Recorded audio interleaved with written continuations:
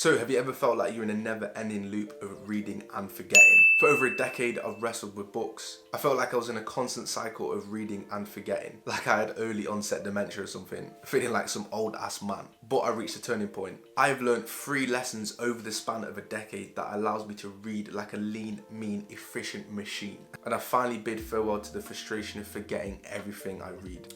So in this video, I'll share with you the valuable lessons I've amassed over a decade of avid reading. From a game-changing hack that skyrockets your reading capacity to 6 times the norm, to unlocking the ultimate method for selecting your next reading adventure. Plus, I will share an insightful explanation of why many self-help books may not be as beneficial as you think, and what you should consider doing instead.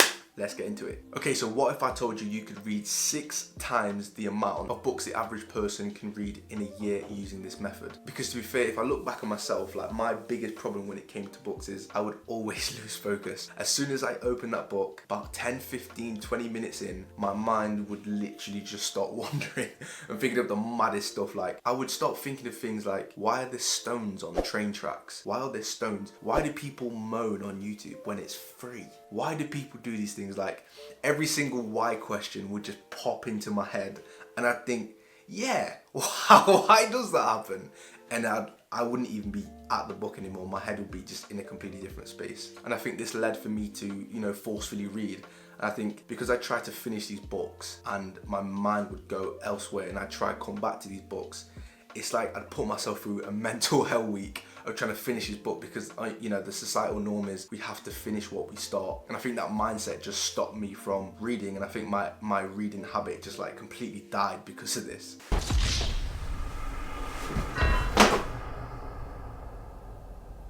But I found the solution. Generally, I think the best way to abide by this problem is to read the physical book whilst listening to the audiobook at the same time. This for me enhances my comprehension and my focus, and it generally just helps me immerse myself in the story. I think one of the best books that I've read whilst listening to the audiobook is A Man's Search for Meaning.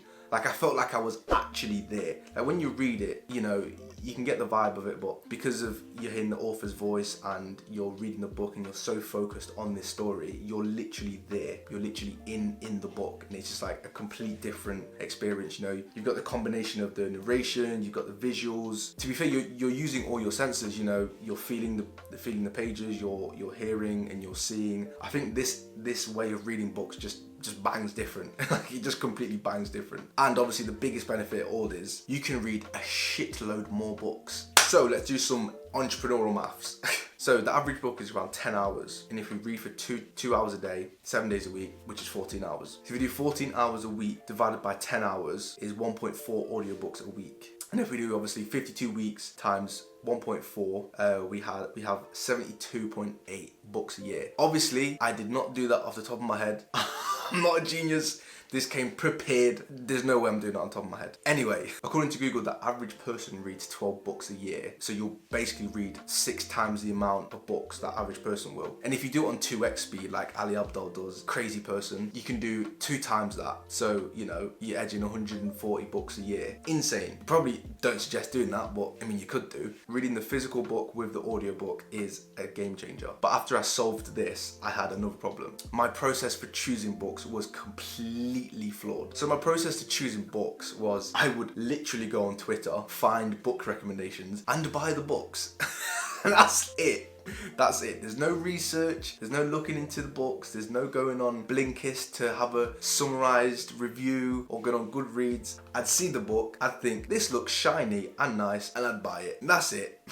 I'd buy the book. I think this is the worst way to qualify books. Like I was always reading books that I had very little interest in, and I just generally didn't care about. My thought process was, yeah, I like Dickie Bush, or I like Dan Keogh, or yeah, I like this guy. He's probably got a good taste in books.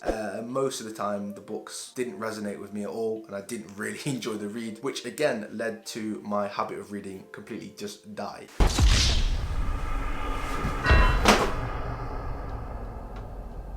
But one day I came across this beautiful Indian man called Naval Ravikant, and I stumbled across his book, on Twitter, obviously. But yeah, after reading this book, it completely changed the way I selected my books forever. And the principle that had the most impact on me was the number of books completed is a vanity metric. As you know more, you leave more books unfinished. Focus on new concepts with predictive power. So after reading that, it kind of like hit me like a ton of bricks and kind of gave me the realization that the number of books I've completed doesn't mean fuck all. Like, I've read over 100 books. Yeah, but you're still a fucking idiot. You're still an idiot. You can't remember anything. Tell me your principle in, I don't know, 48 laws of power. I just can't. I can't do it. I just can't. So I think for me, this quote should be, as you know less, you leave more finished. Because I was literally like, I was completely wasting my time reading these books because they just didn't resonate to me at all. So the second lesson I learned was read books tailored to your current life state. Like when I was growing my business, I was reading books like The Chimp Paradox by, Professor Steve Peters, Sapiens by, I can't pronounce his name, Yuval Harari. Oh, so bad. Please be right. The Psychology of Money by Morgan Housel. Housel. It's got to be. Please let it be right. That's so bad.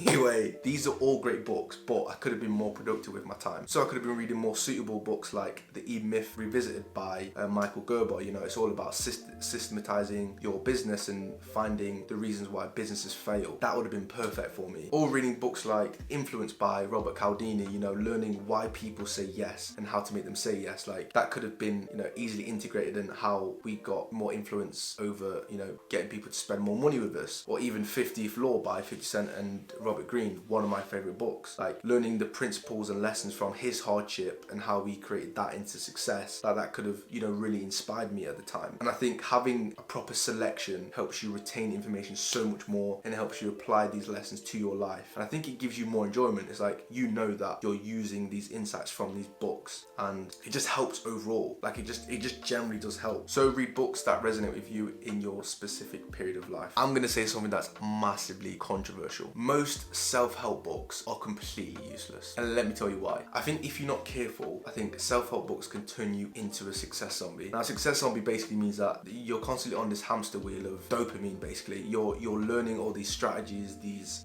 principles, these insights, these things, and you're not putting anything into action. So you're effectively at the same place you were before you learned the thing. And I think if you're not careful, you can end up like that. Like I did.